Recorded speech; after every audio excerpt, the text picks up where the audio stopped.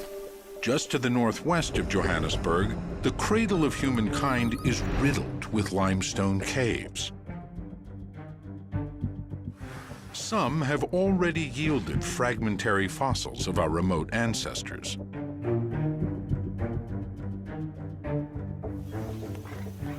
Lee was convinced there were more discoveries to be made. I'd known Pedro for 20 years.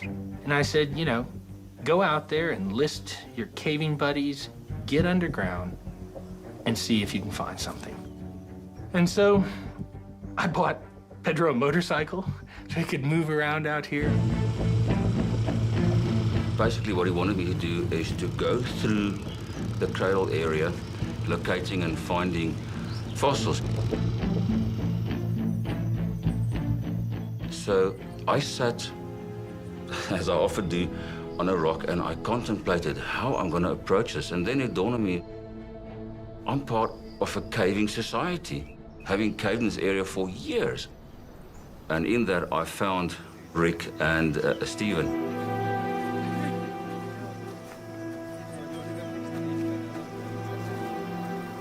I asked them to systematically work their way through caves and holes towards the east of the cradle while I was busy working in the west. We often don't look in the places that are most familiar to us because we think we know them well. I call it backyard syndrome. And so I said, you know, start right under our noses. Go to the most well-known places. On September the 13th, 2013, Rick and Steve decided to look into a cave system they thought they knew well.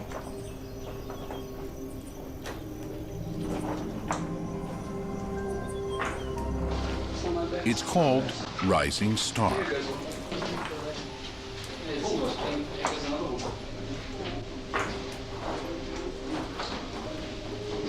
It's an amazing cave. It's got a bit of everything. There's tight squeezes, some great climbs, beautiful formations.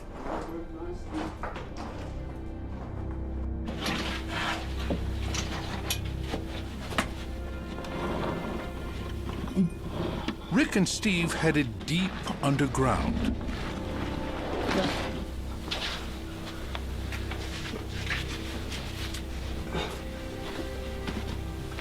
Wanted to show Rick a great climb in the cave called the Dragon's Back. We climbed up there. And in the process of taking some video of the formations at the top of it, Rick wanted to get past me. So I went down a small little crevice, basically so that Rick could crawl over me. I was just getting out of his way. And as I went into it, I noticed that there's still a little bit continuing down.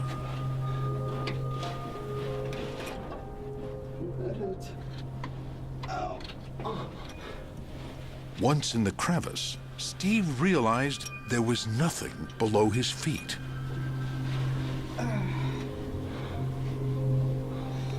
He squeezed himself further down.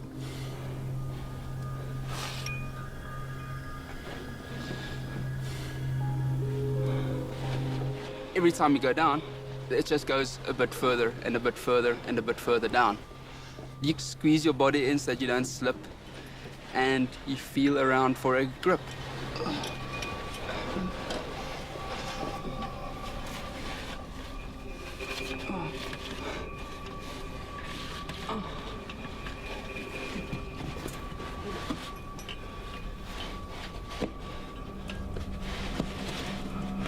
So my legs were dangling down this last little bit, and you don't feel anything below you. And the only way to climb down is actually to lower yourself as far as possible. Just keep on lowering yourselves until you literally, your arms are almost fully stretched out, and then you start to feel a couple of rocks that you can actually put your feet on.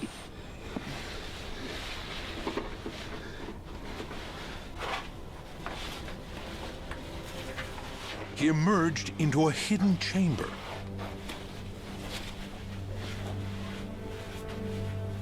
He called for Rick to come down and join him.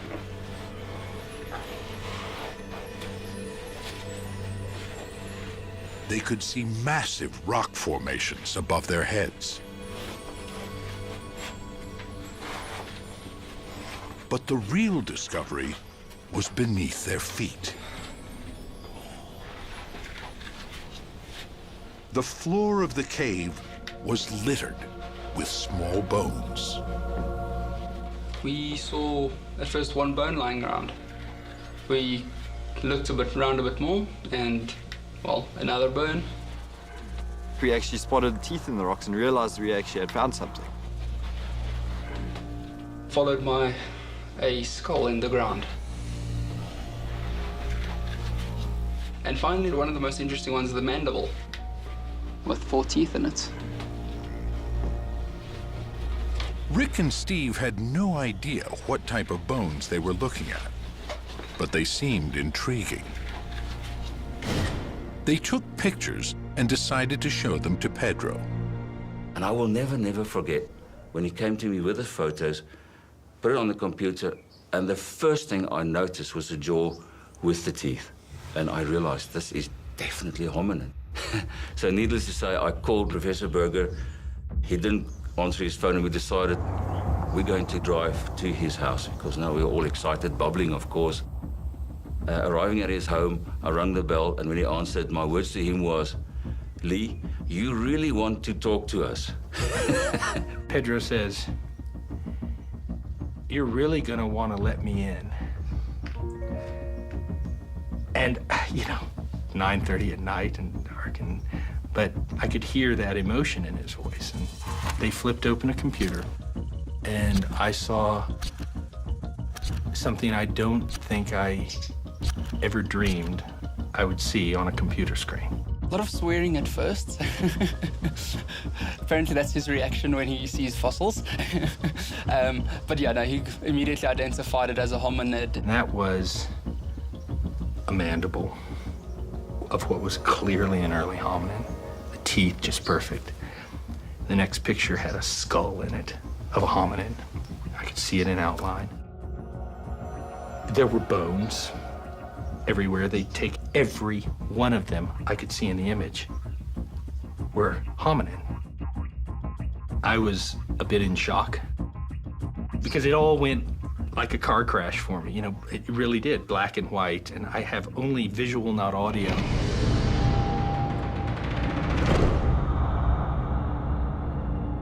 Hominins are all creatures in the human evolutionary line, including Australopiths, Homo erectus, and us.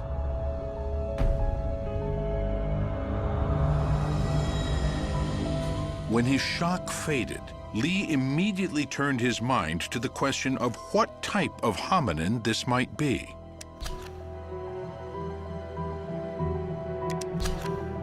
From what he could see, Lee thought it was a single individual.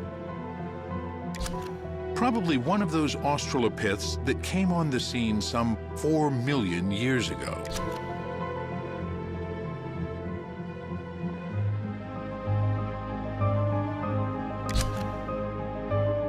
The photos were hard to make out. Lee wanted to know if the bones in the Rising Star Cave were similar to fossils he had discovered 5 years earlier. That was in a different cave just 10 miles away, also in the cradle of humankind. It was Lee's first big find. The story all began on August 1st, 2008, when I came into this valley following targets, which were these trees above my head that I could see on Google Earth. I walked up that old lime miner's trackway, which wasn't quite as clear as it is today, mostly overgrown. I came into this grove and found this little hole. The little valley was called Malapa. Lee thought he knew it well. It was a Friday. Lee's 9-year-old son, Matthew, and his dog, Tao, were with him. I stood at the edge of this pit and said, "Go find fossils." And with that, Matthew raced off into the bush here. I thought he was going to go chase giraffe or zebra or something like that with Tao in tow. And a minute and a half later, he shouted, "Dad, I found a fossil." Sitting right over by that lightning-struck tree, he had stopped and found a little rock. And I almost didn't go and look, because I knew he'd found an antelope fossil, because that's pretty much all we ever find. I saw a fossil. I didn't think it was hominid. I just thought it was an antelope, because we find thousands of those, so. I started walking towards him, though, because I had to see what he found him 5 meters away. I realized that sticking out of that rock was a hominid clavicle. I couldn't believe it.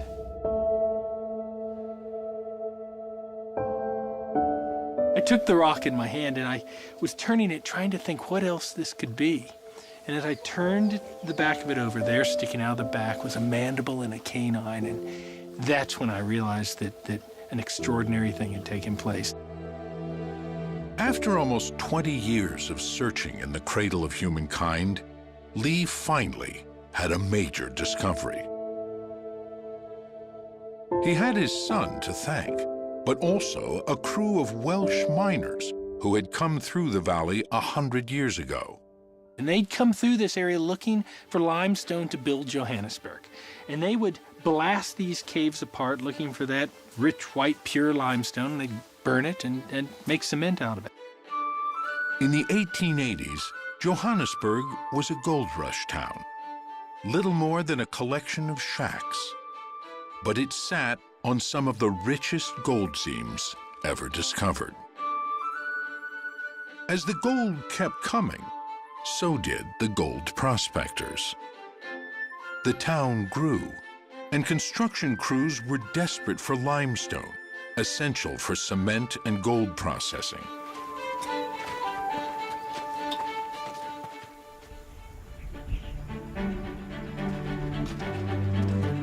Lime miners combed the high veld outside the town, looking for seams of limestone.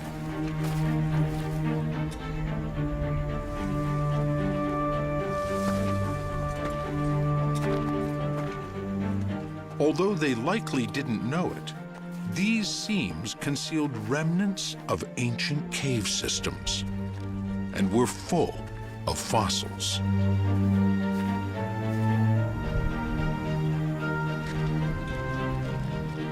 When they found the limestone seam at Malapa, they laid their charges as usual.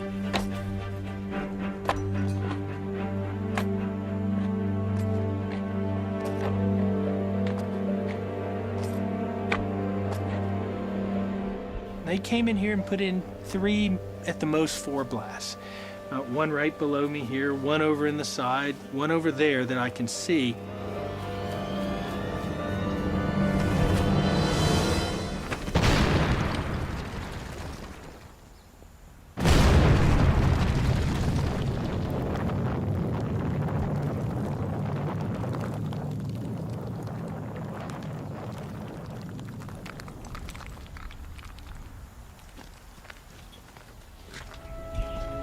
Then, for some reason, the miners never collected the blocks of lime and left the blast hole largely untouched. I'm not sure why they did that, but what they did do in that process was expose just the edge of these remarkable skeletons. They damaged it just enough so we could find this site and could make these fossil discoveries, but not too much so that they destroyed the evidence. It really is a miracle. It was in one of the rocks scattered by the blast that Matthew found the collarbone of a child. But that was just the beginning.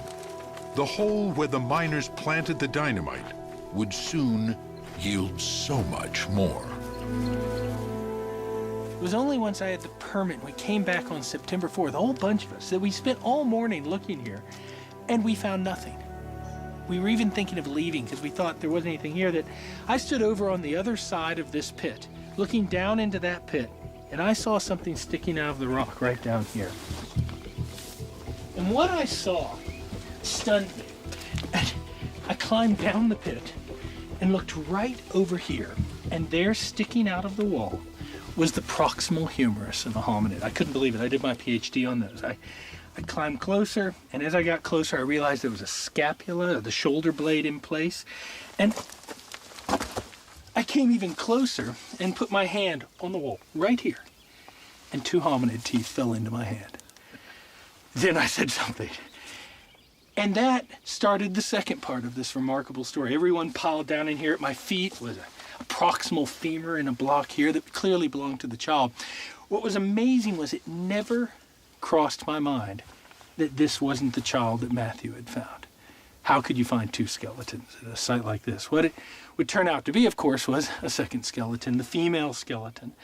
The child would be laying right here, just lying in position here, and it would turn out that there were other skeletons here. There's one sitting over there. There's a baby just above me here, and who knows how many are in front of me here. It really is a treasure trove of paleoanthropology.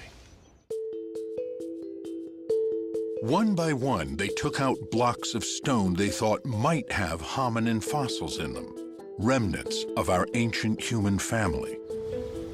The blocks were all taken back to the University of the Witwatersrand. At the medical school, Lee's wife, Jackie, a radiologist, ran the blocks through a CT scanner, allowing the scientists to peer inside. Higher. There you go. Okay, that's good. Yep.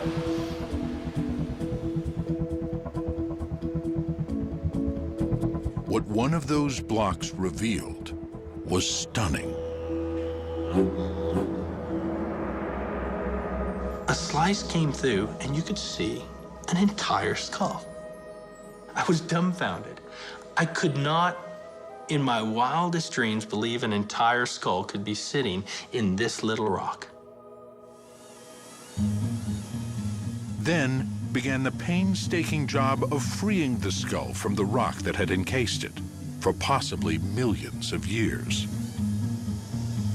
It took me 3 months to get it out. I was the first one that saw this. And you can't describe it to anybody. It's beautiful. I mean, it's been in the ground for 1.9 million years, and you're the first person to see that. I thought, well, you're beautiful. I basically brought this boy back to life. Finally, the skull was free.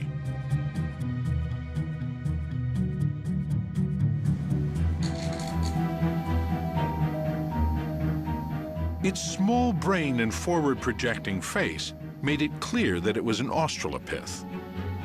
But details of the teeth and other parts of the skeleton made it unlike any found before. Many types of Australopithecus once walked the Earth between about 2 and 4 million years ago. Lucy is known as Afarensis. There's also Australopithecus africanus. This appeared to be an entirely new species. Lee called it Australopithecus sediba, after the waterhole near which it was found. In the local language Sutu, sediba means wellspring. The team was able to radioactively date the limestone layers in the cave with great precision. The layer containing the sediba skeletons was 1.97 million years old. That makes these creatures among the last of their kind, living right at the end of the fossil gap between Australopiths and Homo erectus. Here at last was a creature that could tell us something about that transition. And the bones were not just fragments. Here were 2 remarkably complete skeletons, a female and a child. Still encased in the rock at Malapa are fragments of at least 3 more, waiting to be excavated. This made sediba the most complete evidence ever found for what was going on at the dawn of humanity. The Australopithecus sediba fossils are some of the most spectacular skeletons known for early hominids. They're absolutely amazing. We don't get two bones associated with one another very often, much less several bones, much less partial skeletons. So that makes these fossils really special. Sediba was exciting from the get-go. Right away, we knew that we had parts of the skeleton and we had parts of the cranium, which helps us figure out who this animal is. So that was really, really exciting. And initially, these upper limb bones looked very primitive. So we knew that we were dealing with something that looked like it would be a good climber, kind of an ape-like creature.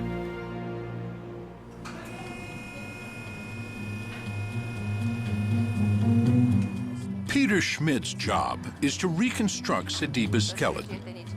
Unlike past fossil finds, here, the skeletons are so complete, there doesn't have to be much guesswork. By scanning and mirror imaging, Peter can fill in any missing bones with great accuracy. From the CT, we got a few thousand slices now. And Aurora has to put everything together to form a 3D model. And then we have to cut the model because the pelvis we already cast it.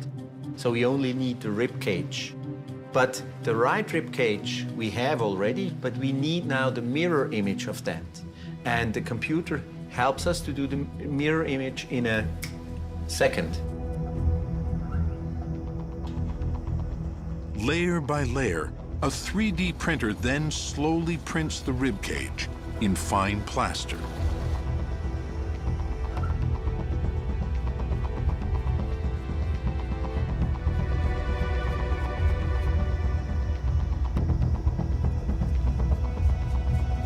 Wow, beautiful. Finally, Peter has assembled a complete skeleton. It's highly unusual. All Australopiths are a mix of ape and human, but Sediba has a unique mosaic of features scientists have never seen before in the same creature. The arm is very long, like in a chimpanzee, but the hand is with short fingers and a very long thumb, like a human hand, which was never found until now, because this is the most complete hand ever found in this period. Job Keeby, who was with Lee and Matthew when they discovered the skeletons, has been working on the Sediba hand. He's found an unusual combination of ape and human features here, too. What's special about Sediba's arm and hand is that we know Sediba has a very long arm, which is more chimp-like. But Sediba has a very human-like hand. For example, Sediba has a thumb which is longer relative to the other fingers, which indicates a human-like condition.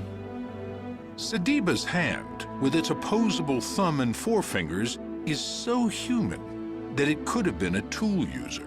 But since no tools were found, that remains only an intriguing possibility.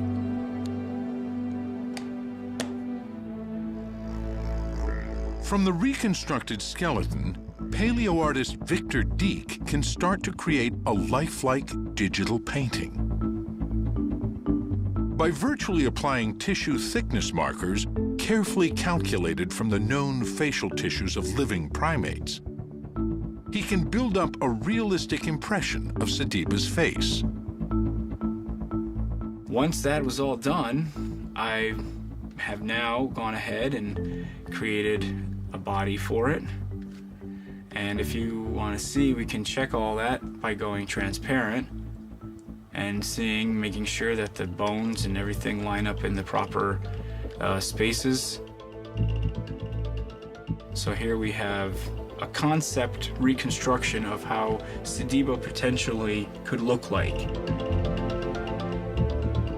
The step from there to a lifelike digital painting is a short one. Finally, for the first time in almost 2 million years, the face of Australopithecus sediba looks out on the world once again.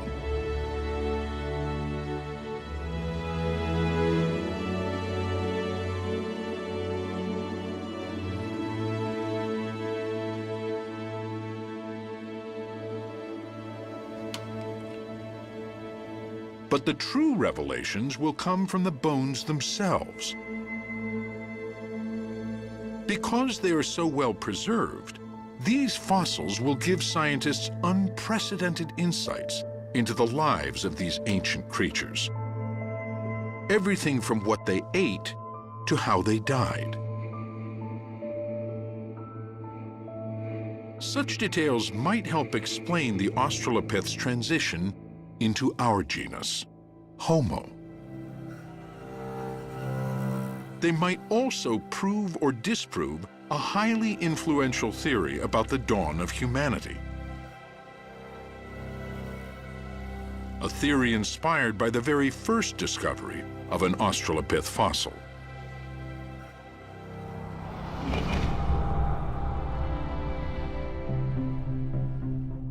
The year is 1924. Anatomist Raymond Dart teaches at the University of the Witwatersrand in Johannesburg. His hobby is fossil hunting, but he never imagines he will find a human ancestor. Nobody at the time believes we had evolved in Africa. Well, in the late 19th century, fossils were found in Europe with the Neanderthals. They were found in Asia with the earliest known examples of Homo erectus. No one really had a sense that anything interesting occurred in Africa. Darwin and Huxley predicted that our origins would be in Africa based on comparative anatomy. You know, they looked at the skeletons of chimps and gorillas, and they looked at ours, and they went, well, they're so close to us, and they're more close than anything else, so it must have been in Africa. And then the sort of second generation of evolutionary biologists shied away from that. They started to find fossils in Europe, they started to find fossils in Asia, and of course that tied in very nicely with sort of racist, imperialistic thoughts of the day. They couldn't abide the thought of it being in Africa. In late 1924, Raymond Dart receives a package. He sees it's from the mining town of Tong in South Africa's Northwest Province. And in that box is a fossil. And this is a game-changing fossil.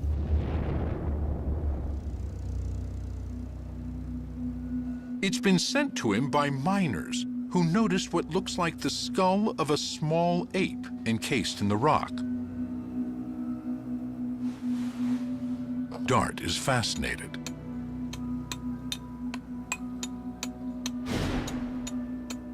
He begins the long, laborious process of revealing the mysterious skull. He can see that it is the skull of a child, but like no child he has ever seen before. It has ape-like characteristics, but also some very human ones. And so as he cleaned this fossil and he saw the hole on the bottom of the skull where the spinal cord enters the brain underneath, that he had something like a two-legged walker on his hands. And this he named Australopithecus africanus. And what that means is southern human of Africa. Dart rushed into print with his find. He claimed it was proof that we evolved in Africa, just as Darwin had predicted. He was unprepared for the firestorm his theory unleashed. The Tong child sparked an incredible revolution. Up to that point, everyone said, let's look to Europe for our ancestor. It was unthinkable that anything as important as the emergence of humans could have happened in Africa. Raymond Dart was a feisty guy, and when he was pushed back by the British intelligence here, he became faster, more aggressive in terms of his defending of his views. Most scientists disagreed with him. He really was seen as an outsider, but it absolutely set the ball rolling for one, paleoanthropology as a field in Africa, and two, vindication of what Darwin and Huxley had predicted with actual fossil evidence. It showed once and for all that our origins were in Africa and only in Africa. And that's huge. It totally changed the field. Dart was sure he had discovered the missing link between apes and humans. But it wasn't enough to know what they looked like. He wanted to know how they behaved. What sort of creatures were they? He understood that these great questions about our ancestors were also questions about ourselves.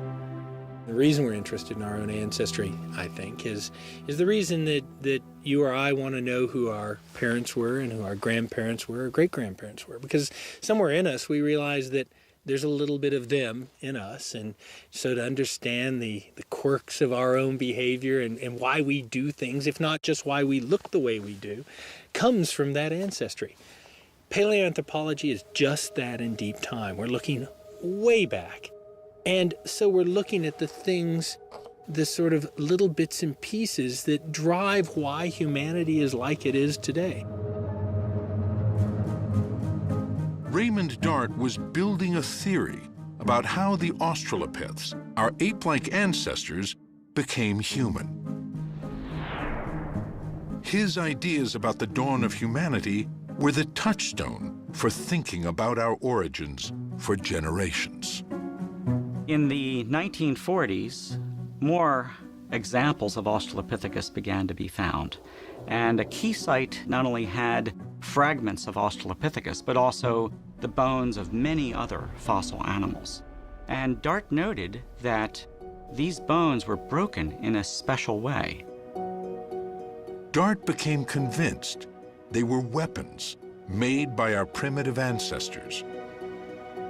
Was this the key to what first made us human? Dart had been a young medic in World War I. He had seen firsthand the barbarity humans are capable of. It made sense to him that the origins of humanity were steeped in blood. Raymond Dart's experience in the World War may have colored his interpretation of what these bones and teeth meant. You know, it gave him a view of sort of the dark side of humanity and the violence of humanity. And he came up with this idea that Australopithecus had figured out that bones and teeth were hard and could be used as weapons to kill other animals. This sort of killer ape theory of early humans. Dart believed that the more aggressive and adventurous of our ape-like ancestors abandoned their forest environments and moved into savannas. There, they became hunters and predators. His theory that this violent transformation gave rise to humanity soon found an audience far beyond the small world of paleoanthropology. In the 1950s, there was a drama critic and playwright named Robert Ardrey, who became very interested in human origins. And he went to Africa and spoke with Raymond Dart, and Robert Ardrey, being a dramatist, could write like anything, and he wrote this amazing book published in 1961 called African Genesis. African Genesis became a pop science publishing sensation of the early 1960s. Ardrey's ideas, building on those of Raymond Dart, helped frame public debate about the dawn of humanity for the next 20 years. The very first sentence in that book, I remember because I read it as a teenager and was enthralled by it, "Not in innocence and not in Asia was mankind born." And in that one sentence, he encapsulated Raymond Dart's ideas, that it was an African genesis, and that where we came from was not from an innocent creature, but from the most violent of killer apes. One of Robert Ardrey's greatest fans was the filmmaker Stanley Kubrick. At the time, he was planning a film based on the science fiction novel 2001, A Space Odyssey. It was to be a meditation on human technology run wild. On a mission to Jupiter, the spacecraft's computer turns on the crew.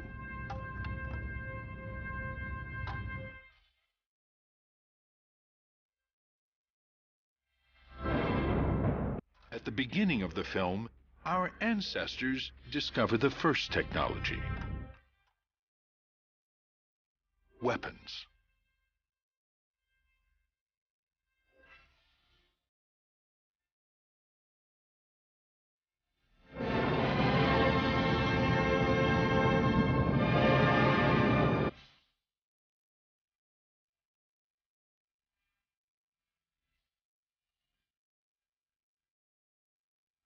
Eventually, they will use them on each other.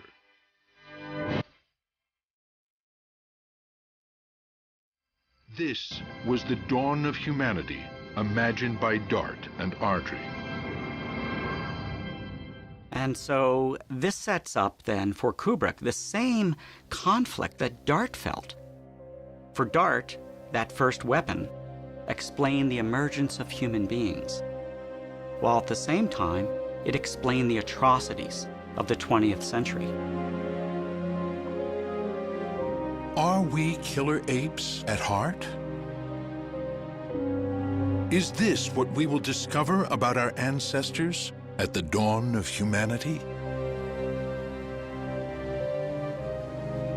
The discoveries at Malapa may finally provide evidence to support or refute Raymond Dart's theory. The Sediba skeletons are so well preserved, they give the scientists a unique glimpse into their lives. And that's the story we're really after. How did these individuals really live out there in the environment? What did they do on a daily basis? Whether they were so-called killer apes or not can be seen in what they ate. The first direct evidence comes from their teeth. At the Max Planck Institute in Leipzig, Amanda Henry is analyzing calculus, or tartar, fossilized along with Sediba's teeth. Calculus is what happens when the bacteria in your mouth form a film on your teeth. So it's this very thick, layered, heavily mineralized material that forms around your gum line and on all sorts of surfaces of your teeth. And as it forms, it traps bacteria and proteins and remnants of your food inside. Just like the tartar dentists remove from our teeth, the calculus from Sediba's teeth provides a snapshot of what they were eating. So once I have the calculus here in this little powdered form, I'm going to dissolve it in a little bit of a weak acid. And then we're going to rinse that acid off, and hopefully what we'll be left with is microremains with this mineral matrix removed. And then we'll look at that under a microscope and see if we can identify what was in the calculus. Amanda can see what Sediba was eating when she discovers phytoliths, the microscopic remains of plants. Well, this is a phytolith that we recovered from the calculus of the Sediba individuals. And we have a couple of examples here, all from different plants that this individual ate. Here, at last, is evidence that will help support or disprove Dart's theory. Well, this is the first time that we've had direct evidence of the kinds of foods that any Australopith ate. We've had proxy information before, we've had sort of vague categories where the food's harder or tougher, but this is direct evidence. That's exciting. What Amanda can see trapped in Sediba's tartar are microscopic remains of many different plants. We have phytoliths from grasses. We have phytoliths from the bark or woody tissue of plants, and we have phytoliths possibly from fruits. So all the evidence suggests that the foods that this individual was eating were coming from closed forested regions. So eating fruits, maybe chewing on stems, eating the grasses that are growing in that area. The tooth evidence from Sediba indicates a diet very similar to today's chimpanzees. While they may have eaten some meat, there's little to back up Raymond Dart's theory that they were killer apes.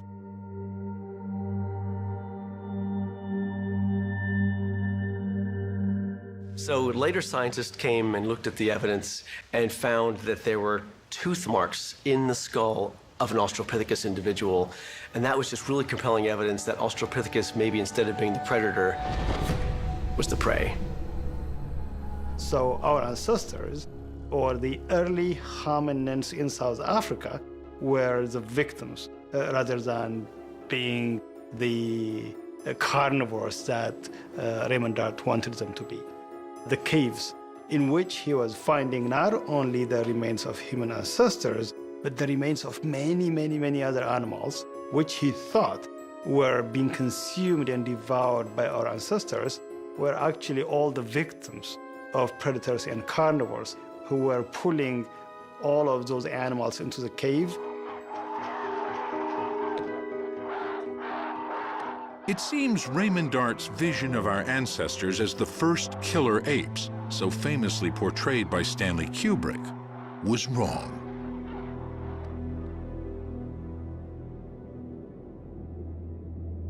The Sediba's skeletons are so well preserved, they offer the team a chance to investigate not just the lives, but the deaths of these individuals.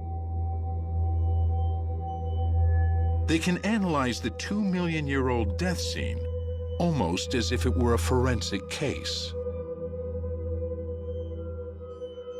I mean, we're looking at the preservation of organic material here. These animals are articulated the way they died. The breakage patterns may often be a result of the moments before or shortly after their death. So far, the team has excavated the skeletons of a female adult and a child. So the female is this one, and the juvenile is all the bones in blue, all of these. But they were found very close to each other. Aurore Val has been creating a virtual reconstruction of the scene at the bottom of the cave.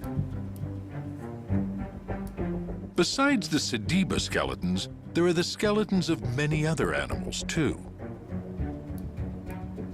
How did they all get there?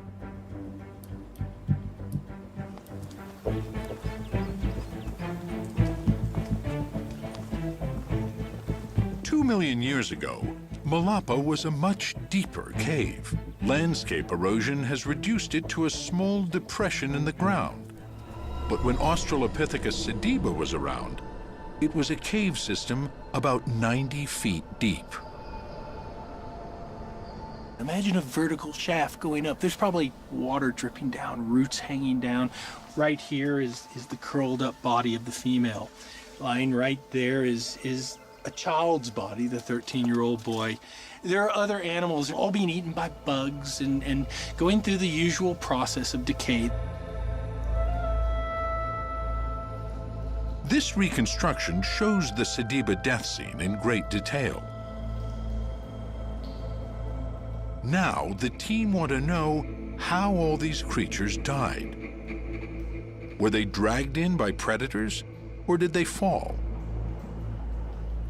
The man to answer that question is Patrick Randolph Quinney. He's an eminent forensic anthropologist, more accustomed to working on murder cases and mass graves. I'm involved in looking at homicides, involved in looking at the forensic identification process. So unknown remains, giving them back their identity and their name. That's what I do for a living. The skull of the child is the first piece of evidence. This is this fracture here. And it's a fracture that's actually separated part of the body of the jaw, and it runs up through the tooth. And basically, if you're in an impact, you jar your teeth together, and you create compression on the tooth row, and that provides force, or generates force, which goes down to the tooth roots. And what this has done is actually split part of the corpus apart. So it's actually damage consistent with, effectively, an impact on the jaw, and the energies come from the teeth out into the bone around it. And that only happens mechanically with fresh bone. So this individual was still functioning skeletally when this happened. The mandible fracture is a green fracture that happened when the bone was fresh, at or around death. It would be consistent with a fatal fall. The fractures to the forearms are even more telling. Then if you look at MH2, she's got a fracture that runs through the body of this joint, where it articulates in the elbow with the humerus, with the bone of the upper arm. There are also other fractures associated with the wrist in this portion of the ulna and this portion of the radius. And we've actually got fractures in the scaphoid and the trichettal bone in the wrist as well. And what this appears to indicate is that putting your hand out to stop yourself. This seems to be good evidence the individual was alive when she fell. The cave at Malapa was probably a death trap. Were they searching for water and lost their grip? Perhaps they were trying to escape in terror from some predator. Whatever the reason, they fell and died either immediately on impact or soon after.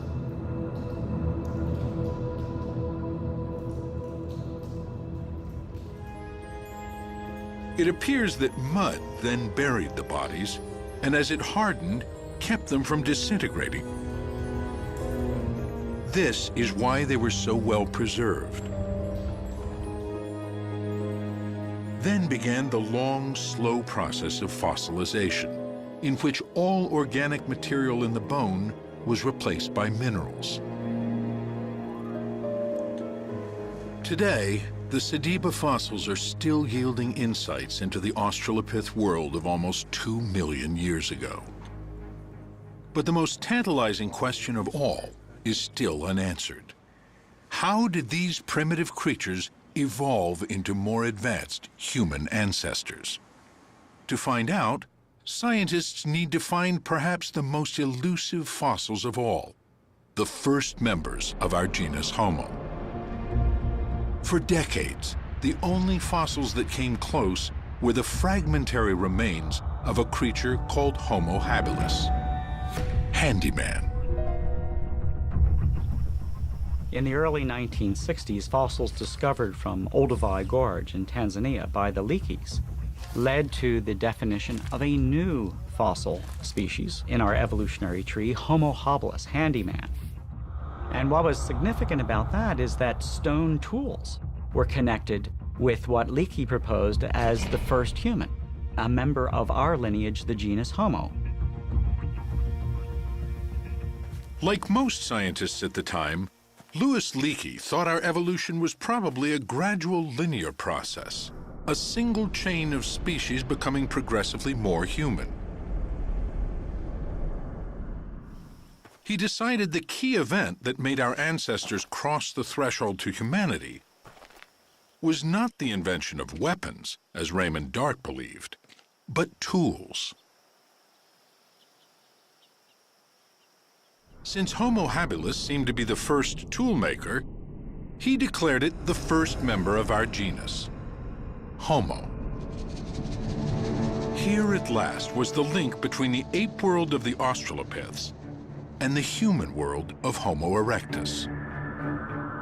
So there was always this gap between Australopithecus and later members of the genus Homo, like Homo erectus and Neanderthals, and we didn't really know what species in that gap would have looked like. And then along in the 1960s, along comes Homo habilis, and it's slightly bigger brained, it's probably a bit more bipedal, and of course it had these stone tools associated with it. And it was argued very strongly to be a contender for early Homo, and it was instantly controversial, and it's still controversial to some people today. It's a bit of a mess. Because it became clear, probably in the 1990s and moving into the early 21st century, that Homo habilis, we really didn't know what that was.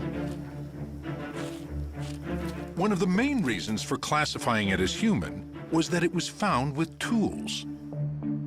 But that is now looking less like a defining characteristic of the genus Homo.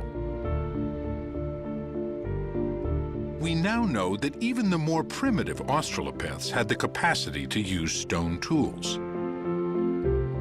Zariah Lemziget, who discovered a 3-million-year-old Australopith called Dakika Child, has found what he believes to be evidence of stone tool use in the same period. If you were defining Homo habilis as a toolmaker, tool user, then what do you make of it when you see that Australopithecus was doing the same thing? We know that there is rudimentary stone tool use, not stone tool, but stone use among living chimpanzees. The confusion surrounding Homo habilis has grown. It's been compounded by the fact that so little of it has ever been found.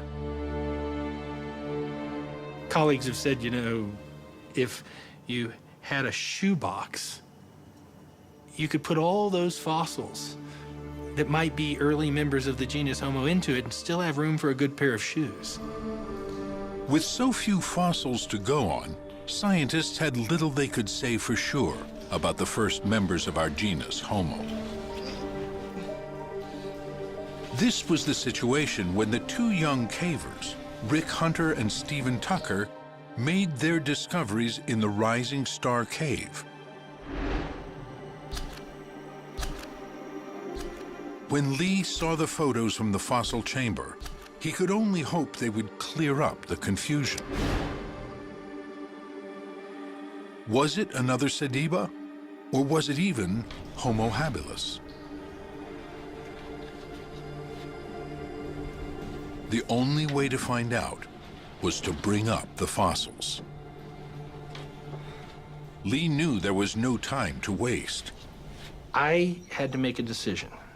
And about, just before 1 a.m., I decided that history would never forgive me if I did not act right then. Just 5 weeks later, the Rising Star excavation was beginning to take shape. Its planning had taken some ingenuity. Lee knew he would never be able to get down to the fossil chamber himself.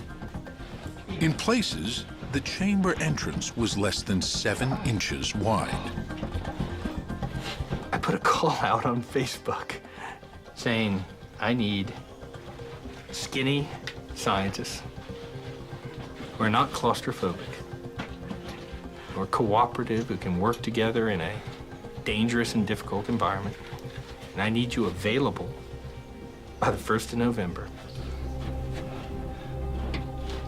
I saw Lee's Facebook post, actually, and on a whim, I applied for it, and the next thing I know, I got asked to interview, and from there, just things started happening really quickly. I saw a call that came out on Facebook from Lee that was looking for skinny scientists, skinny paleoanthropologists that weren't claustrophobic and that would be able to fit into a slot that was about 18 centimeters.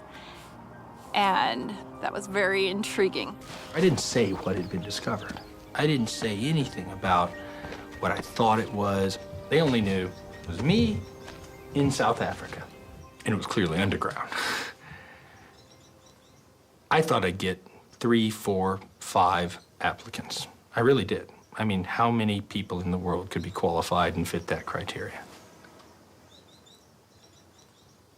Within 10 days, I had 57 qualified applicants from all over the world, most of them women.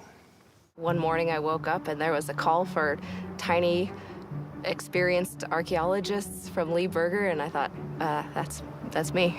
I received the Facebook post via a friend who saw that it was an ad for a small archaeologist with caving and climbing experience, and she said, that's you. I'm almost finishing a PhD in physical anthropology, osteology, so this is my area. I'm an archaeologist, so I can study up quick on the paleo stuff. I'm a PhD candidate specializing in evolutionary biomechanics, so more on the paleoanthropological side of things. It really seemed perfect. In fact, when I read the call out to my husband, he said, well, they might as well have just written Marina is wanted over here. The Rising Star expedition was to be a new kind of paleoanthropology, tailor-made for the age of social media and the internet. I held Skype interviews.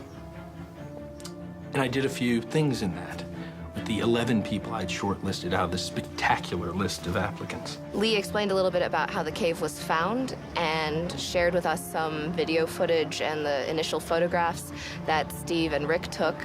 And he told us about the conditions of traveling into the cave. So, you know, he wanted to make sure that we really knew what we were getting into.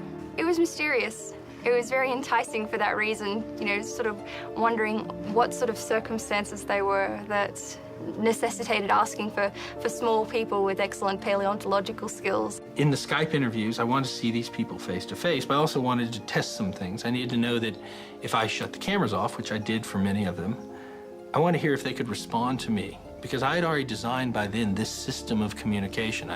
I knew I was never going to, I will never set foot in that chamber. Then maybe a day after that, I was told I was a go. It was so fast, so fast. And sent off emails saying, congratulations, pack your bags, expect to be here in the first week of November. Then I got the email that said that I got it. And characteristically, I bust out crying. And just kept reloading my email to make sure, refreshing it, just like, really, it's really there. And I screamed so loud. It was a very quick process.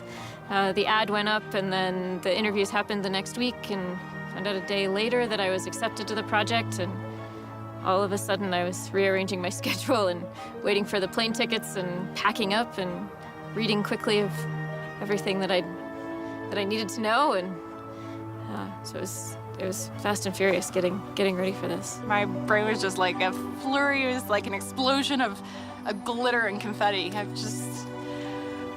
It's everything. It's like every best birthday and Christmas and Hanukkah and Kwanzaa, and it's everything all at once. I figured if he thought I could do it, if Lee thought I could do it, then I could do it.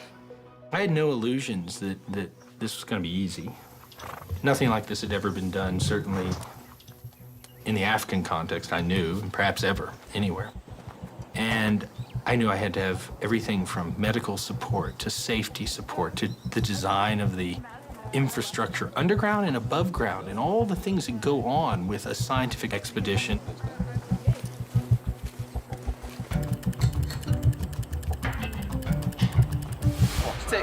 Yeah, let's get it back.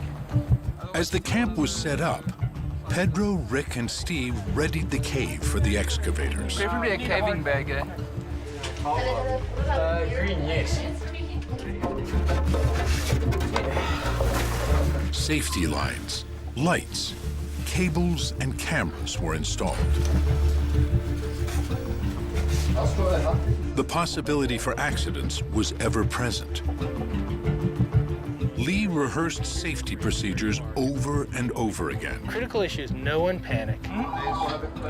Yes, we see him. A command post was set up, from which he could watch virtually every part of the cave. I really began to get a feel for what I was putting these young women into as the cavers who were laying over 2 kilometers of cable. And I think they were terrified, and I was terrified. They were still untested. We took them through the caves, testing their capabilities in this system. And so we reached the 10th, which was my intended day of going in, and we tested systems. Everything worked. It was a little sloppy, but it worked. We tested safety. It all worked. And by the early afternoon, we were ready. You'd be surprised. I'm actually a person, a gentle soul. Is it weeping in the corner like a golem? Marina, Becca, and Hannah have been chosen to go down first. Still, nobody knows exactly what they will find. I've seen a skull. I've seen the other pieces. I am pretty sure that we have got quite a lot of a skeleton of at least one hominid. That, of course, waits to be seen, and it's going to happen pretty fast now over the next several hours.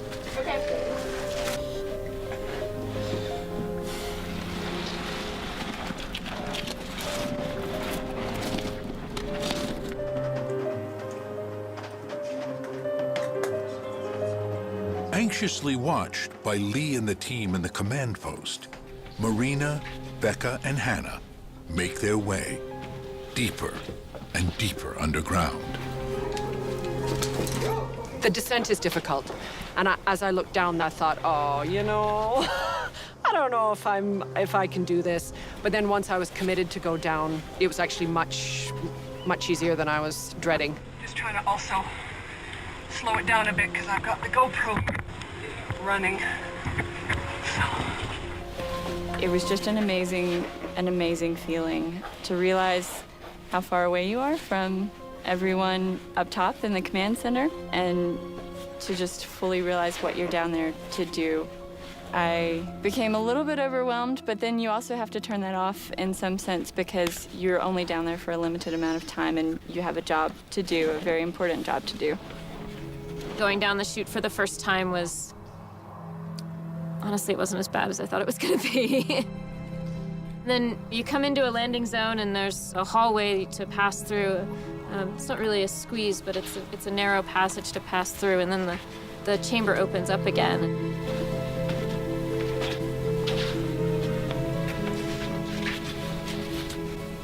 This is the entrance to the cave here. So you start by descending down, a fairly narrow shaft and some tunnels. You get down into an area here.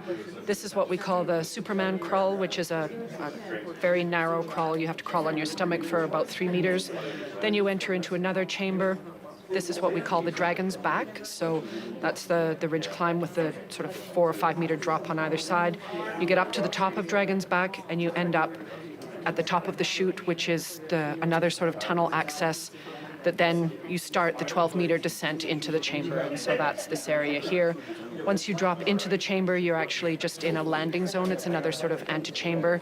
You then go through another passageway into the main chamber, which we call UW-101, or the fossil chamber.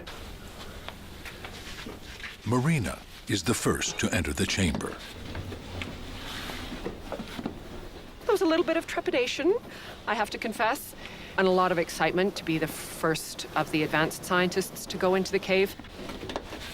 The first thing that came through my mind when I went through the final slot into the actual final chamber was Howard Carter's anecdote about opening Tutankhamun's tomb. I think it was Lord Carnarvon in the back saying, what do you see? And Carter says, things, wonderful things. And it was that feeling. God, this place is beautiful.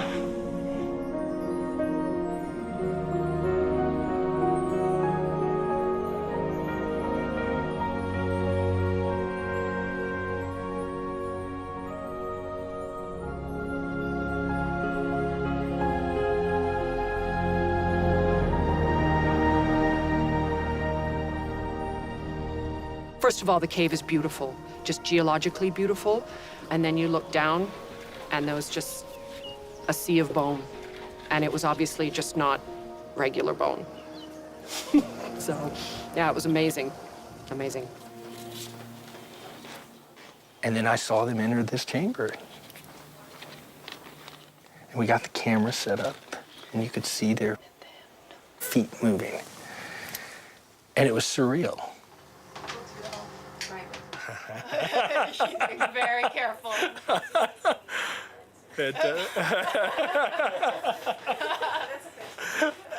Fantastic. There we go. Skull is being flagged. You can see the skull here. She's now flagging the mandible. And then the process started. The process of doing science began. So we'll put pin number 1 right beside the mandible, and that's where we'll concentrate. Okay. Okay, das ist super. Okay, thanks. Bye. Yeah, that's perfect right there. Okay, gonna start scanning. Okay, scan. The first foray into the fossil chamber lasts only a few hours. Enough time to start scanning and flagging bone fragments, as well as to test the safety systems. Okay, how did that go? Let's see. It's mapping right now. Finally, it's time to bring up the first precious fossil, the mandible. They're coming. Yeah, I see what looks like a mandible in the middle there, on the right. That looks fantastic.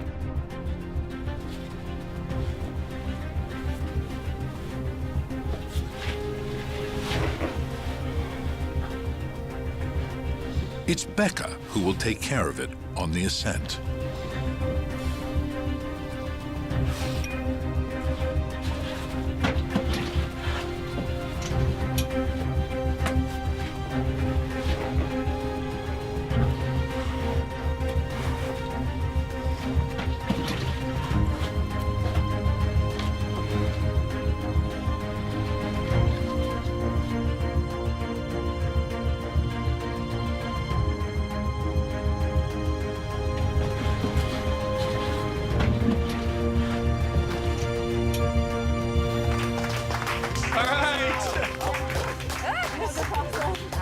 You got the fossil, huh? Yes, yeah, the fossil.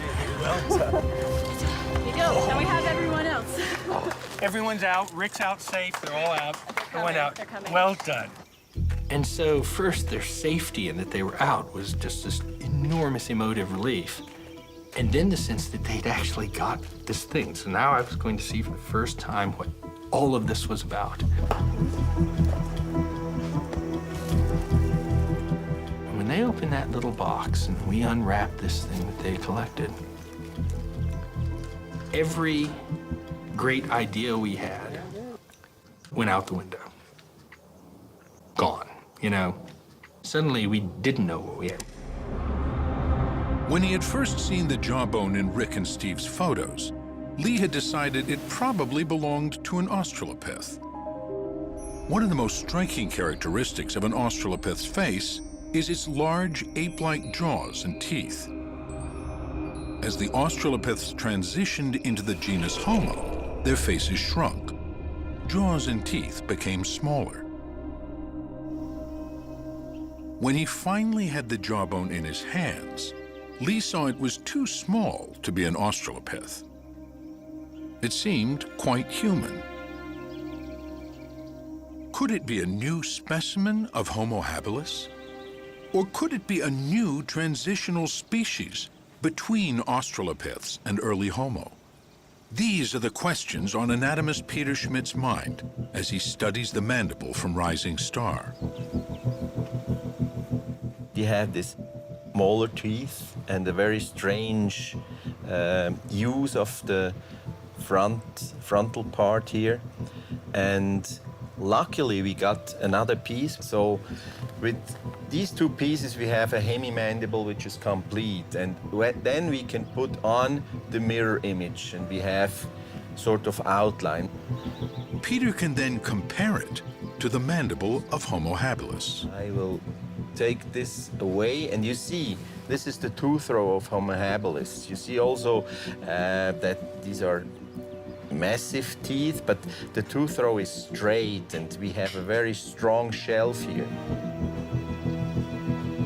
The mandible from Rising Star is clearly more curved. Got another first metacarpal now. It's not Homo habilis, and it's not Australopith. I didn't. They don't know what it is. This is pure confusion. We don't know what to make of it. We realize all of our preconceived notions have to be tossed aside. We can't go into this thinking it's going to belong in this group or belong in that group. We just have to start from literally scratch.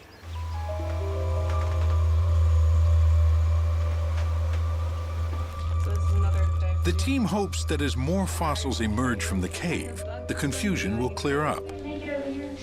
It's so solid. There is reason to be optimistic. Each descent reveals more bones. Where once they thought there might be one individual, they now see evidence of a whole lot more. It was probably a couple hours into the first day when we realized it also wasn't one skeleton. Another femur. Femur land. I remember it started with a second femur from the same size. And since there's never been a three-legged hominin, we knew there were two. And then there were three. I think it was by day 2 there were 4. And we realized we were in something very, very, very, very special. All right, good luck with that, Becca. We can't wait to see you. You've got something we want to see. Every time the scientists in the cave remove a piece of bone, they find more bones beneath it. It's everywhere. I mean, it's all strewn all throughout. Not just the chamber, but the passages leading to it are littered with bone fragments. Oh. At the landing zone where they stop, I get a call on the intercom. We found another tooth. It was just sitting there. I was trying to find a nice place to sit, and there it is. It just caught my eye. Rick was sitting there as a safety caver, waiting, and he kicked the dirt, and hominids fell out. You have to pass me up some flags. Do you have enough flags? By the afternoon of day 14 in the expedition, we were overwhelmed. I'd started with one safe to hold one skeleton. Day 3, we had 2 safes. Day 4, we had 3 safes. Day 6, my people were going, we need more safe. Tooth und more. I don't know whether you should hug me for someone finding something in the other spot. Oh, yeah. By day 14, as we would get fossil after fossil, we were getting 40, 50, 60, 70 elements a day. All that was flashing through my mind as I was doing that was that famous scene in Jaws where Roy Scheider is chumming. They haven't yet seen the shark. And he's sitting there chumming, and all of a sudden this gigantic shark appears. And he goes, we're gonna need a bigger boat. We're gonna need a bigger safe. It's extraordinary. Another one. I think this year at Christmas, I'm just gonna hang one of these instead of a stocking. As the fossils accumulate in ever greater numbers, a picture of the creature of the Rising Star Cave begins to emerge. This is part of a juvenile pelvis. Yeah, that's the issue. Yeah. That is the issue. Thigh and hip bones tell them it was an upright walking biped, but its gait was primitive. From what they can see of the exposed skull, it is small, not much bigger than a chimp's. I have to tell him to leave that alone. But the teeth and jaws seem more advanced, Homo-like. Yes, that is. The team's excitement grows. It's beginning to look as if they have found another species from the dawn of humanity. But on which side of the Australopith-Homo divide will it fall? One of the key fossils that will tell them that is the skull. They are saving that until last. Distance is perfect, and I can see marker 2. Record? Recording. In the meantime, another extraordinary fact is becoming evident. There are no other animals in the cave. All the fossils are human ancestors. This is unheard of. It was pretty surprising that something completely normal to every other excavation I've ever been in on the continent of Africa, everyone I've ever heard of on the continent of Africa, wasn't happening here. We weren't getting anything else other than hominins. When early hominins are discovered in caves, they're always found along with the bones of other animals that have either wandered in and died or been dragged there by predators. They're mixed with antelopes, generally in huge abundance. Then you get, depending on the circumstance, some carnivores and other bits and pieces and rodents and the stuff that accumulates when things die and are eaten and are dragged into caves. Apart from the bones of a solitary owl, there's not a single other animal in the Rising Star chamber, only hominins. So how did these creatures get in there?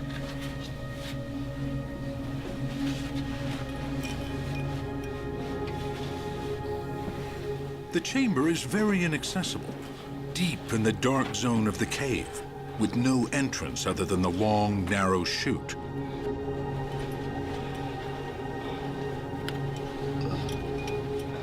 the team believes it likely was just as inaccessible 2 million years ago.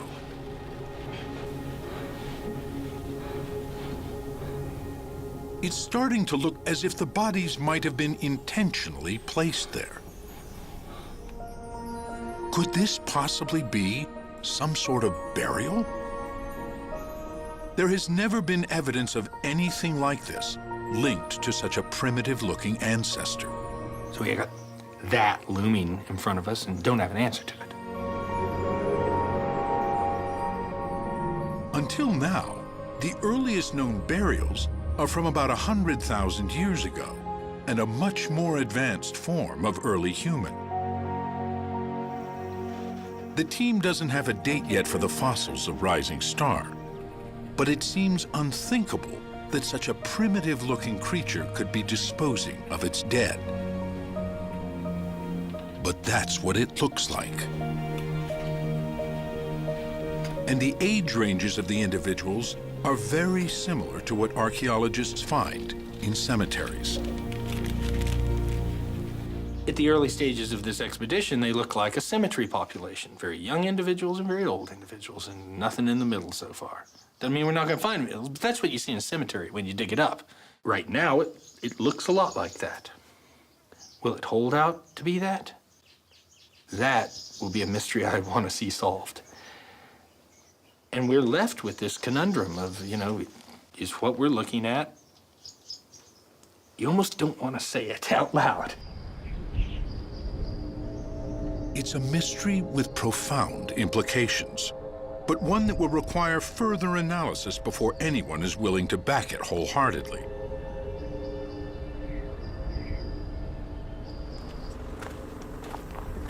The excavation is now approaching its third and final week. Wow.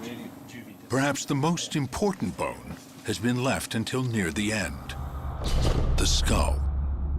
Its shape and the size of its brow ridges will be crucial in telling them whether the creature of Rising Star is Australopith or Homo, human. We're going to go ahead and bite the bullet and take that skull out, okay? Yes, good.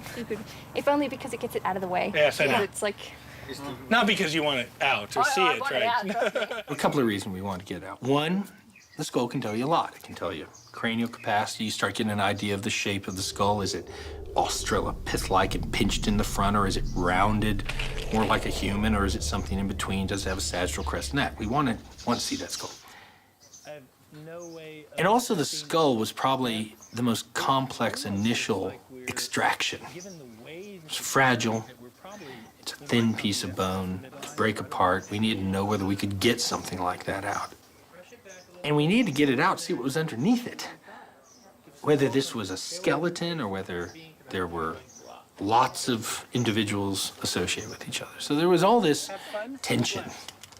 And it was a lot harder to extract than we thought. Hopefully try not to destroy. Oh, I'm sure you'll find plenty. All right, stage on in after her. Good luck, everyone. Have a blast, huh? Thank you, will do. All right, let's get you something here. Go get them. Good luck. Happy hunting. Thank you. Enjoy topside.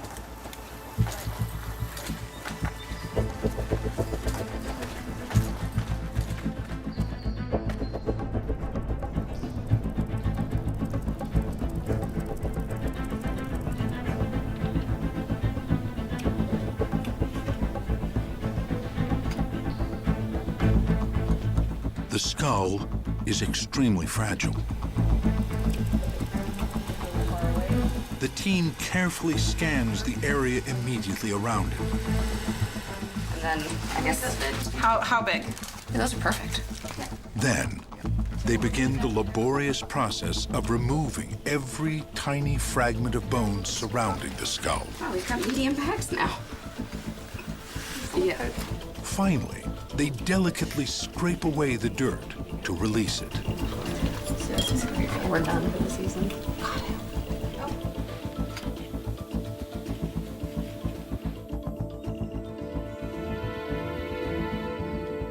Everyone was feeling all these points of tension around the science of the skull when we knew it was imminent coming out. We only had 2 people down at the bottom. and they were working on it, Becca and Marina, and working and working and working, and finally, and we kept trying to call them out, and they wouldn't come out because they knew they were that close to the extraction, and eventually it did come out. That's it. That's it. It's so fragile. With everyone holding their breath, praying that it doesn't break, the skull fragment is finally lifted and delicately placed in a box.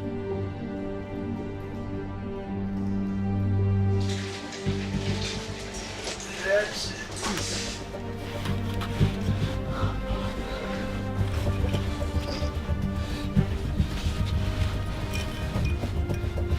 Then it begins its slow ascent, leaving the cave for the first time in possibly millions of years.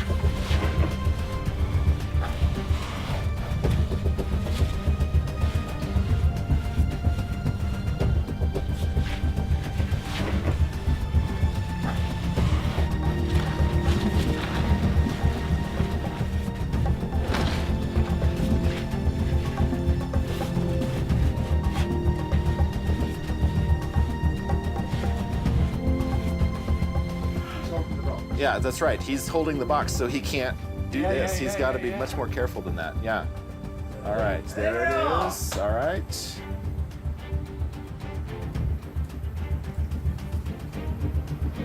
How fantastic. Wow. And all of those scientists piled back in, all of the people who spent so much time and so much energy coming to this moment went back in there. And they lined up in the most difficult places, up the dragon back to basement, where they knew there was a risk that it could get damaged. If dropped, it could get destroyed. And this huge team effort occurred as they handed this off from one to the other, as it moved its way from this dark recess where it's been for however long it's been, to the entrance of the cave, where those of us not privileged enough to be able to get into this system had to wait. With huge tension, watching this passage on the cameras until there it was. There we go, folks. Let's go get him. Great moment.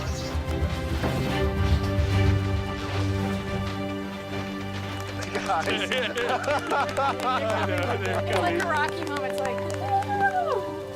There's so much wonder. No one's bored, no one's too academic to hold it in. Everyone is just brimming with childlike excitement. Would you hate me if I took this before I hugged you? Please take it. Oh, well done. I don't even want to hug you with that.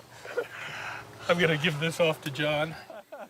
I'm constantly sitting there and stopping myself and going, oh my God, this is like, it's old. It's probably the first time this fossil has seen the light of day or in millions of years. And so I'm continually sort of having to stop and just think for a moment and sort of revel in it. Sediment.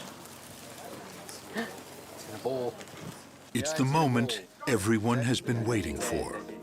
They hope the skull fragment will be the telltale piece to identify the creature of rising star as either an Australopith or a member of our own genus.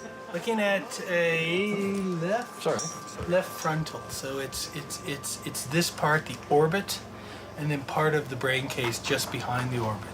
And that is a very important piece. Large orbital ridges with indentations behind them would indicate Australopith. Smaller brow ridges with evidence of a more rounded skull would say Homo. We do have our genus. We do. We have our genus with that. This is indisputably Homo. Yes, yes. The team's verdict is clear. They have a new member of our genus. Good for you. Did we do good? You did good. You done. Oh, yeah.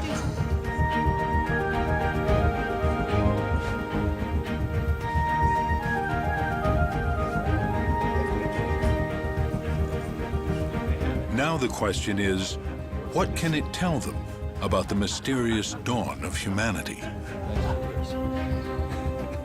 We are certain that this is in the genus Homo, our genus, and we are certain it's a new species. And that's where we are right now. The idea that we've discovered a large number of individuals, males and females, young and old, of a new species in the genus Homo.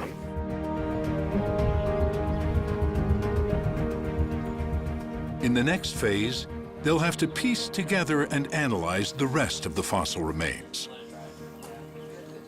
Already they have almost 2,000 bone fragments from more than 12 individuals. The rising star discovery is one of the most startling and amazing discoveries in all of hominid evolution. To have that many fossils in one place is unprecedented and took everybody by surprise. The excavation was planned as a 3-week operation. As it nears its end, the scientists know they will have barely scratched the surface of what Rising Star has to offer. I had never seen or dreamed of anything like the richness of this site. There aren't just hundreds of bones. There are thousands of bones. It's clear. You can't blow on the ground and it doesn't uncover another one. They can't gently brush their hand across it and teeth and long bones don't fall out, usually of another individual. This is gonna take a long, long, long time. As everybody goes home, the Rising Star fossils are carefully transported to the University of the Witwatersrand.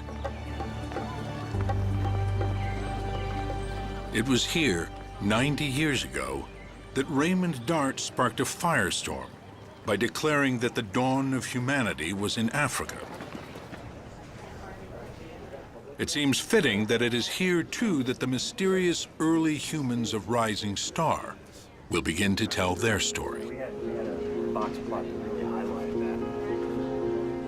At a symposium 6 months after the excavation, researchers meet for an intensive analysis of the fossil material. They're in the analytical phase here. They're in the diagnostic phase. And it's been an experiment in, working together with bringing together some of the brightest minds on the planet with some of the most current data sets to analyze over 1,700 fossil hominin remains that we recovered only last November. And it's been fantastic to watch. I mean, it's this constant energy of science, and you can almost feel it in the room right now. We are total nerds. It's nerd heaven here, but it is an extraordinary experience. There's never been anything like this before in the field of hominin paleontology, to get a group of young, talented scholars together to bring their new techniques and their fresh outlooks on the record to newly discovered fossil hominin remains. This certainly never happened when I was a PhD student, and I would have died to have done this.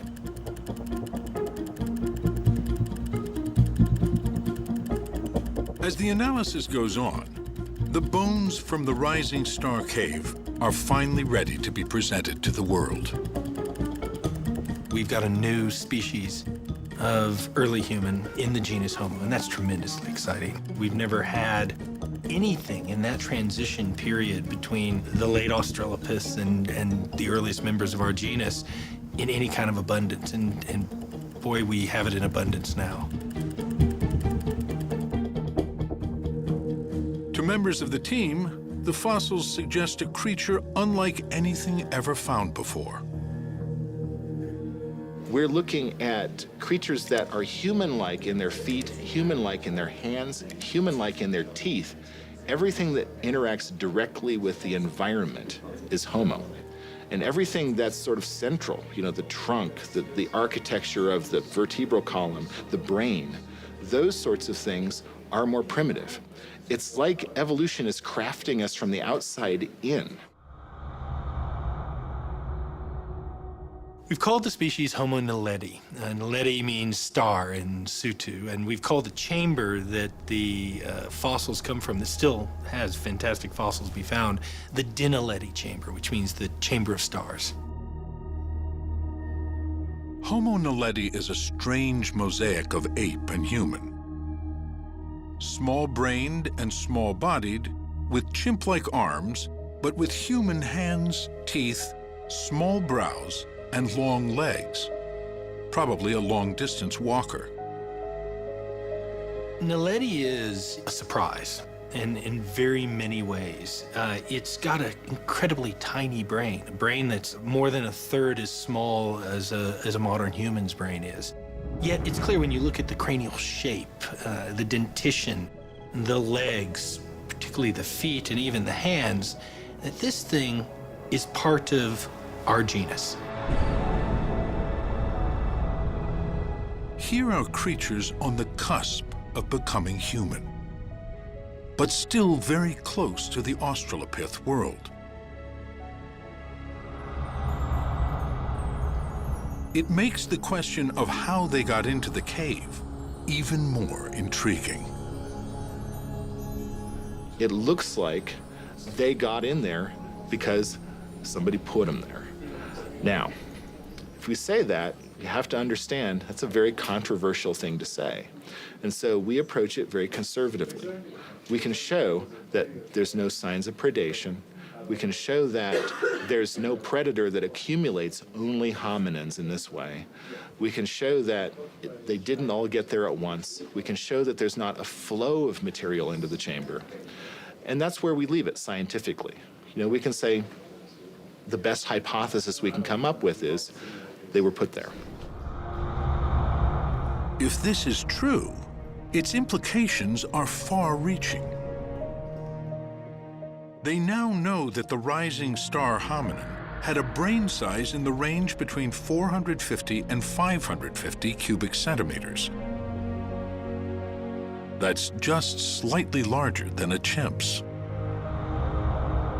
So if in fact the rising star hominins are purposefully disposing of their dead, we're talking about some small-brained hominins who are doing this, and that begins to change our thinking about sort of the cognitive attributes and the neural machinery that you need to engage in that kind of behavior. And that becomes really interesting. The accumulation of Homo naledi skeletons in the cave raises the type of big question that Raymond Dart wanted to answer. What type of creatures were our primitive ancestors? If the naledi skeletons have indeed been intentionally disposed of, some sort of burial, it would indicate already quite advanced social behavior. This fits with new ways of thinking about the transition from ape to human. Many scientists now believe that a key element of that transition was the growth of ever stronger cooperation and social bonds. Psychologist Michael Tomasello has spent a lifetime comparing the social behavior and capacities of chimpanzees and human children. Well, there's social and there's ultra-social, and all mammals are social to some degree.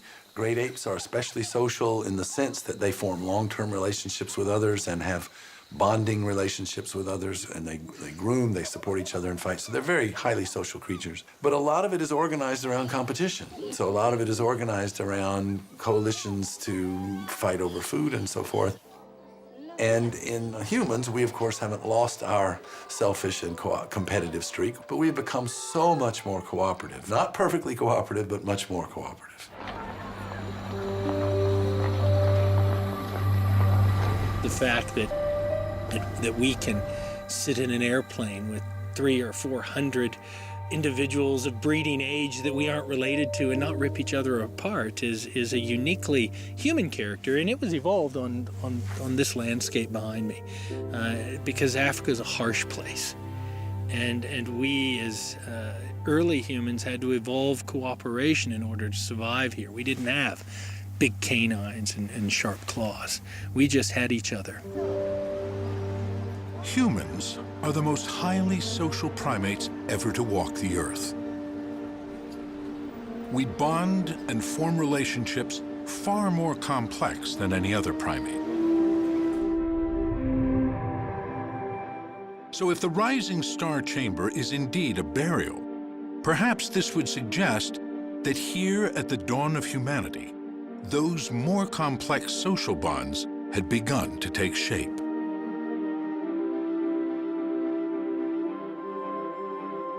This possibility will generate fierce debate as other scientists weigh in.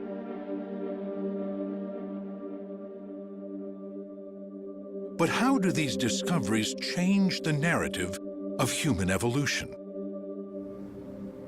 There's an old refrain in paleoanthropology. You know, people always say, we need more fossils, we need more fossils, we need more fossils. But the fact of the matter is, more fossils just complicate the picture. One compelling question to be answered is, where do these new fossil ancestors fall on our family tree?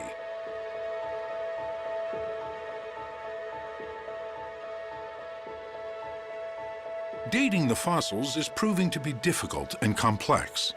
It will take time. The thing that's hard about it is we don't know how old those fossils are. And we can tell what they look like because we have so many of them. But if they're 3,000 years old, or if they're 3 million years old, it's going to mean a very different thing for how it changes our understanding of human evolution. Because we have a date, things are a little clearer with the Malapa finds. At 1.97 million years old, most scientists believe Sediba is too late to be a direct ancestor of ours. Our genus Homo was already established by the time Sediba came along. But even if Sediba is not our direct ancestor, it does show there were many different types of primitive ancestors living together at the same time. Okay, yeah, keep on. The quality of the material that Lee is uncovering is really phenomenal. Sediba shows that we had more than 2 or 3 species in South Africa 1.9 million years ago. It's a very interesting find. It shows that there were diversity.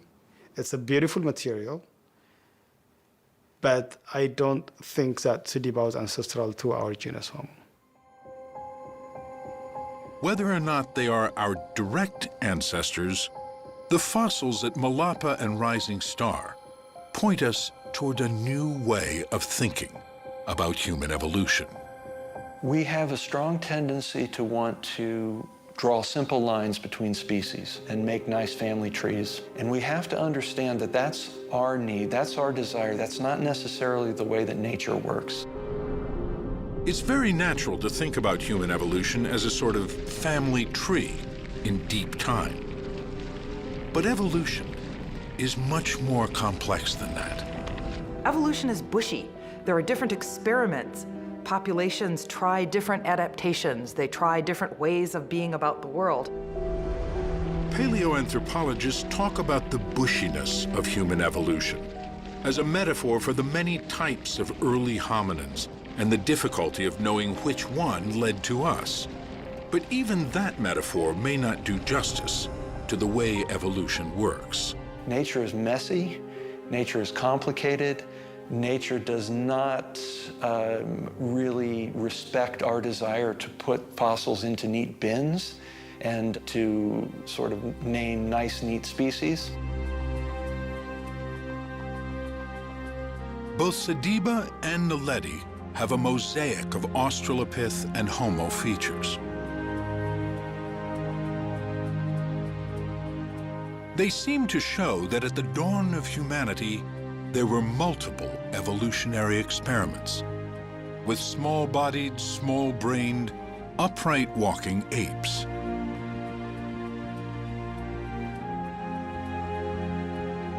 Scientists now know some of these varieties of late Australopith and early Homo lived together at the same time. And some of them may have been interbreeding. These aren't fully formed species, and there's a lot of interbreeding between these groups. Some adaptive features are evolving in one group, other adaptive features are evolving in other groups, and by interbreeding, those are coming together. And if that's the case, we may never be able to draw neat lines between any of these groups and later Homo. Perhaps now we need a new metaphor to help us understand our evolution, one that expresses better the dynamic and fluid nature of it. Now, perhaps the best metaphor is a braided stream. And that's brought on by discovery of these mosaic hominids like Naledi, Sediba, and others that are showing us there's lots of experiments going on. Some of these evolutionary experiments died out. Others came together and interbred. The ebb and flow of genes through these groups was probably so complex that we may have to give up hope of discovering a simple linear evolution. So imagine in your mind a glacier in the top of a valley, and what happens is as it melts, it creates many, many rivulets, and some of them are large and some are small, and they all move off down the valley. And almost inevitably, at the end of that valley is going to be a lake, of which some, maybe the majority, but not all, are contributing to. I think we have to begin looking at these species we're finding as almost individual channels in a braided stream. It's clear they have something to do with the end population, and that's us, the billions of human beings alive today. But it's hard to tell which one's the most responsible for us being here. The new finds on the plains of South Africa are adding a vital new chapter to the story of our origins. The tantalizing gap in the fossil record at the beginning of our genus is being slowly filled in.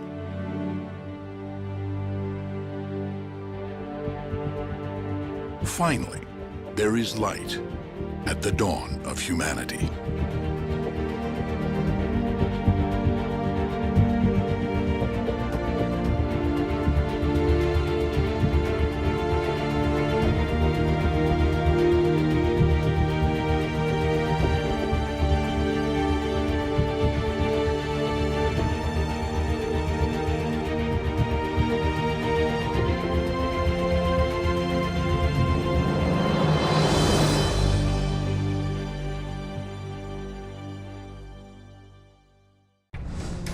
The investigation continues online in NOVA's Evolution Lab. What does natural selection have to do with how we got here? How are you connected to all life on Earth? Build a tree and find out at pbs.org/nova/labs. Also, watch original video shorts, explore in-depth reporting, and dive into interactives. Find us at pbs.org/nova. Follow us on Facebook and Twitter.